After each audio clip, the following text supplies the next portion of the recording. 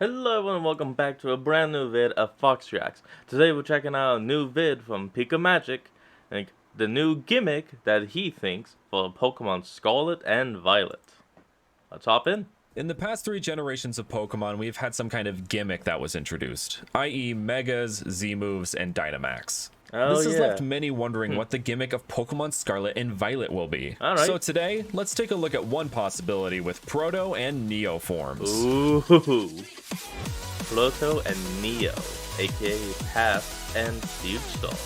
Nice. Hey everyone, Brandon here. As I said in the intro, the gimmick of Pokemon Scarlet and Violet has been something that's been on people's minds since the games were introduced. In the Japanese logos for the games, there are these 6-pointed star-shaped crystals. Over the past few generations, this little icon has been related to the gimmick of the region, with X and Y having the Mega symbol, Sun and Moon having the Z crystal, and Sword and Shield having the logo of the Galar Pokemon League, which is where Dynamaxing takes place. So what does this 6-pointed star hold for us? Well, LSDeva076 over on Twitter has put forth a speculation that I'm very interested in and really wanted to talk about with you guys today. So excited, in fact, that I am actually recording and editing this the day before it goes up. So, there's that. Anyway, here is LSDeva's tweet in which he says, "Hi guys, this idea is just speculation for the new gimmick in the new Pokemon games."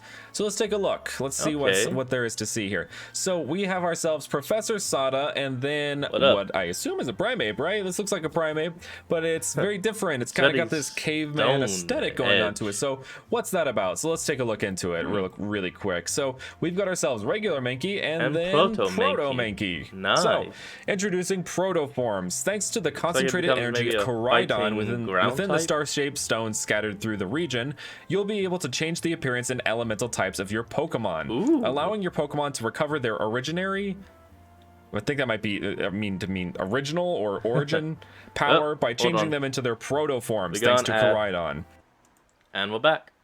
So given these games' pretty obvious theme of past and future, you know, given the legendaries are named past and future Dawn, and the professors have past and future as a part of their names, LSDeva is speculating that the themes won't end there, and that we'll in fact be getting past and future forms, or Proto and Neo forms in this case. Make it awesome. This could really work, as we've now seen the past forms of Pokemon with the Hisuian forms from Pokemon Legends Arceus. And Hisuian forms have been confirmed by the Pokemon website to be coming to Scarlet and Violet. With that bit of speculation put forth, let's actually take a look at some of these forms. So first up here we have Proto Mankey and Proto Primate. They are rock fighting. I was close. I said ground fighting type, and obviously, as I said earlier, they have a clear caveman theme going on there. I really like the use of black in these designs. The black bone with the black toes and fingers and eyebrow and little ear parts on Mankey, and then, you know, all the black shagginess all over Primate with the bone and like these little spiked gauntlet kind of things going on. Honestly, I didn't realize how well Mankey and Primate would lend themselves to kind of a caveman aesthetic. So this is really nice and welcomed. I like their whole spiky kind of aesthetic they have going on. They just look very gruff and kind of mangy, even more so than regular Primate and Mankey. Like regular Primate and Mankey are pretty spiky, but these ones even seem like more unkempt. I don't know. Also, the rock fighting type is just awesome. Like, we only have that for Terrakion, I'm pretty sure, is the only rock fighting type. So getting another rock fighting type would be really cool. But the forms don't stop there, because we actually have Neo forms for the Clefable line. As you can see here, we have Neoclefable, which is psychic type, pure psychic type, and as you can see, it has inspiration from Clef's beta form, which is really cool, and it's kind of got that whole space aesthetic to it going on. I mean, Clefairy, and Clefable had the whole moon aesthetic going on, but now it's been switched out for more of just general space, which I find pretty cool. You can even see on Clefairy that it has a little swirl, kind of like Minior's eyes going on there, and it doesn't even have any legs anymore. It's got like a little ring around it, like a planet as well. It almost looks like its tail is like kind of like a wheel, like it's a robot of some kind, and it's got this like visor. So I think it might be going kind of an astronaut route. There it is, astronaut. Really cool. Jeez, couldn't think of that. But as we saw earlier, we could see there is Neoclefable, and it's kind of got a UFO rocket ship It's astronaut, even got Nova from Marvel, that. kind of with that headpiece going on there, and it is a steel psychic, and it is the UFO Pokemon, so it's supposed to be an unidentified flying object here. But these designs are really, really unique. Oh wait, they could have called it a UFP, an unidentified flying Pokemon. They could have done that. And really they fun. Done that. I think the concept of Proto and Neo forms is such an interesting and fun and unique concept, because we kind of played into it, like I said, with Pokemon's Legends Arceus. So kind of going into the opposite and seeing what like maybe the future of these Pokemon might be, and like kind of skipping ahead to see what that might look like, is a really, really cool concept that I'm excited to explore. I wonder if and speaking of, there are more artists that have done Proto and Neo forms. So let's take a look at a few of them. So here we have a Neo Sunflora by Lewis Brain on Instagram, or Lewis EGB over on Twitter. Nice. And it is literally like a digital sunflower, and it's electric grass type. And I just think this concept is so clever and unique, and it kind of plays into Miraidon's whole aesthetic, how it has like the kind of pixel eyes. I think this is really fun. It gives, and it's almost like an emoji too. It's kind of got like an emoji, like you know, those like robots that can change their faces to be different emojis and stuff like that. I'm trying to think about an example of that, but they had those when I was a kid, like even like dogs that could have like the little robot eyebrows kind of thing going on. Anyway, what's also awesome about this Sunflora is it is a reference to solar paneling. So kind of that idea of a sunflower evolving into a solar panel. You know, we'll have these solar panels that will eventually be indistinguishable from actual flora. I think it's such a fun concept. A good way of hiding solar them in panels, nature. you know, absorbing light, photosynthesis being turned into literal like electric grass type. You know, instead of turning it into energy for the plant, it turns it to energy for the planet. For humanity, yeah. Kind of a pun there a little bit. Lewis absolutely killed it with this concept. I just think it really plays into the Sunflora's design really well, and it gives some much needed love to a Pokemon that is, you know, kind of swept under the rug. Also from Lewis, we have Protoporygon, which is a normal rock type, and that is a new type combo we have not seen yet in the games, which would be really cool. And I just like this idea. It's kind of giving me like a Neolithic toy, like some kind of toy from a kid in the Neolithic era, or would they even have toys in the Neolithic era? I have no idea. Whatever. I'm throwing around terms at this point, but it also kind of has like a modern toy in there, kind of like the the little rings that you put on the tower. It has that mixed in there well, so like a little bit of modernity into this kind of proto design, which is kind of cool. I just really dig how he managed to shape this and make it look like it's still Porygon and keep the parts that make it Porygon while completely shifting its concept entirely. It takes some real talent to do that, so you know, props to Lewis on this one. And we're back.